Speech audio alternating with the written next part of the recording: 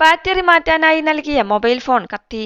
ജീവനക്കാരുടെ അവസരോചിത ഇടപെടൽ കാരണം വൻ ദുരന്തം ഒഴിവായി. വണ്ടൂരിലാണ് സംഭവം. CCTV ദൃശ്യങ്ങൾ പുറത്ത്. വണ്ടൂർ പാണ്ടിക്കാട് റോഡിലുള്ള A2EZ മൊബൈൽസിൽ ഇന്നലെ വൈകിട്ട് 3 മണിയോടെയാണ് സംഭവം. ഇതര സംസ്ഥാന തൊഴിലാളി ബാറ്ററി മാറ്റാനായി നൽകിയ പോക്കോ X3 മോഡൽ മൊബൈൽ ഫോണാണ് കടയിൽ ജീവനക്കാരൻ വാങ്ങിവെച്ച ഉടൻ തന്നെ കത്തിയത്. ഉടൻ തന്നെ ജീവനക്കാരൻ തീയണയ്ക്കുകയായിരുന്നു. മൊബൈൽ ഫോണിന്റെ ബാറ്ററി പൊള്ളച്ച അവസ്ഥയിലായിരുന്നു. മിനിറ്റുകൾക്ക് മുൻപായിരുന്നെങ്കിൽ ഉടമയുടെ കയ്യിൽ നിന്നാകും മൊബൈൽ ഫോൺ കത്തുക.